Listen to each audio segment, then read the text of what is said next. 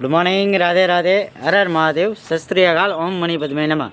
હવે ભક્તિના 4 આવશ્યક પ્રકાર છે। સંયમ એટલે કે દરેક કાર્યમાં સંયમ રાખવો જોઈએ। ધન સંગ્રહ કરવામાં, બોલવામાં, ખાવા પીવામાં, વિષય ભોગોમાં સંયમ રાખે એટલે કે ભક્તે ઓછું બોલવું જોઈએ। વિષય વિકારોનો ત્યાગ કરવો જોઈએ।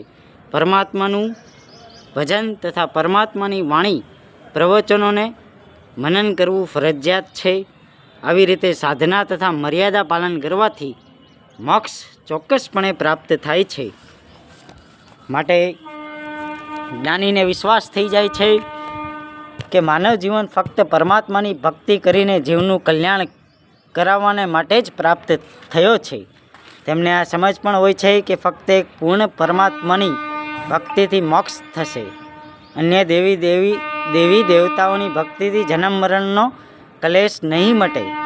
પૂર્ણ સદગુરુ પાસેથી દીક્ષા લીધા બાદ જ વાત બનશે। એટલા માટે જ્ઞાની ભક્ત પાથ પર ચાલે છે, જે ધન લાભ માટે ભક્તિ કરે છે, કેવળ પોતાના સંકટનો નાશ કરવા માટે ભક્તિ કરે છે।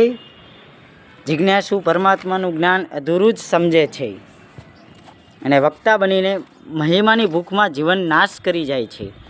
માટે કહેવાનો ભાવાર્થ એમ છે કે ભક્તિ છે ને, ભક્તિમાં નિસ્વાર્થપણું હોવું જોઈએ। અત્યારે આખી દુનિયા છે ને ભાઈ, ભગવાન પાસે જાય છે તો કંઈક ને કંઈક માંગવા જાય છે। બાકી જો તમે સાચા દિલથી નિસ્વાર્થપણાથી ભક્તિ કરો તો તમારી પાસે જે કાંઈ વસ્તુ હશે તમારી પાસે, એમાં તમને આનંદ પ્રાપ્તિ થઈ જશે।